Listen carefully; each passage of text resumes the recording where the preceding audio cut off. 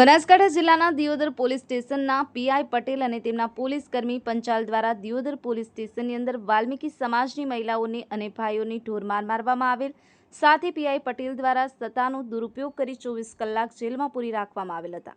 જામીન લીધા બાદ વાલ્મીકી સમાજને ધમકી આપવામાં આવેલ કે જો કોઈ જગ્યાએ જાહેર કરશો તો ખોટા કેસમાં અંદર કાયમ માટે ઘાલી દઈશું। આવું કૃત્ય ત્યાંની પોલીસ કરી રહી છે, જે બાબતે કચ્છના લડાયક અને જાગૃત નાગરિક મયુર મહેશ્વરીએ રાજ્યના ગૃહમંત્રી અને રાજ્યના ડીજીપી પાસે ન્યાયની માંગણી કરી છે। Bureau report, V news live, Ramesh સત્યની સાથે। નમસ્કાર, હું મયુર મહેશ્વરી, અધ્યક્ષ કચ્છ જિલ્લા આંતરરાષ્ટ્રીય ભીમસેના।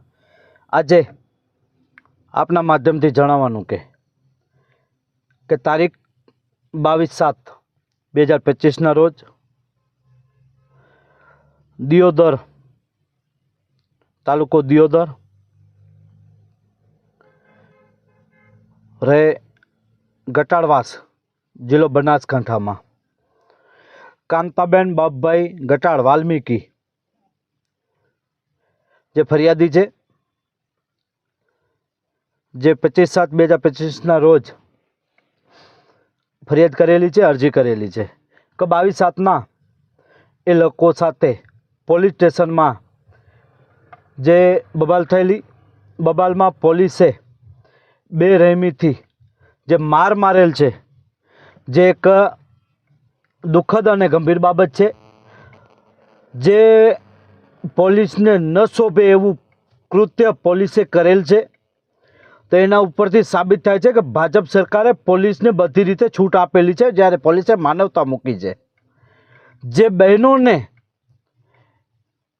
સાથરના ભાગે એવા નિશાન ઉપડી આવ્યા છે, એવું મારકૂટ કરેલ છે, એટલે એ કેટલે અંશે યોગ્ય છે।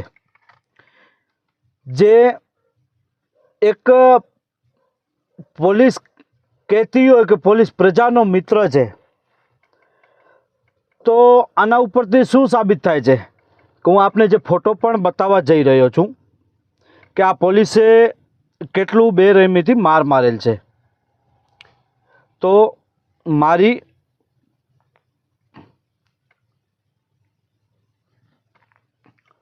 આજે જોઈ શકાય છે કે આ પોલીસે માર મારેલ છે, આ જોઈ શકાય છે। આ એક દુઃખદ અને ગંભીર બાબત છે।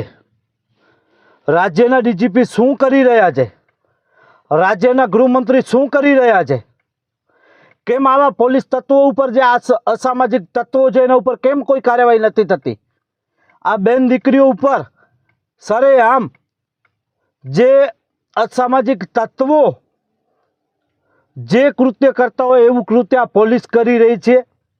આ પોલીસને આવી છૂટ કોને આપી છે? તો આ બાબતે વાલ્મીકી સમાજ પણ જાગે, ગુજરાતની દરેક સમાજ જાગે। મહિલાઓ ક્યાં સુરક્ષિત છે? ગુજરાતમાં, દેશમાં।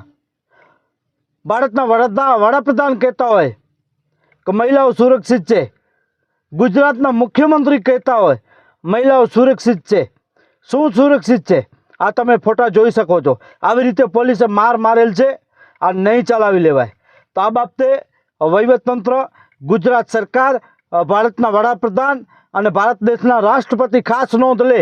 જે રાષ્ટ્રપતિ એક મહિલા રાષ્ટ્રપતિ છે, તો આ બાબતે મહિલા રાષ્ટ્રપતિ પર ખાસ નોંધ લે કે આ શું ચાલી રહ્યું છે દેશમાં, આ ગુજરાતમાં, આ બનાસકાંઠા વિસ્તારમાં, આ દિયોદરમાં શું ચાલી રહ્યું છે? આ નહીં ચાલે, બહુ થયું। આ બાબતે રાજ્યના ડીજીપીને પણ હું કહેવા માગું છું કે આ બાબતે આપ ગંભીરતાથી તપાસ કરાવો અને આ જે મહિલાઓ સાથે અન્યાય થયો છે એ અન્યાય શું કામ થયું છે એની પર તટસ્થ તપાસ થાય એવી હું આપના માધ્યમથી માગણી કરું છું। જય હિન્દ, જય ભીમ મિત્રો।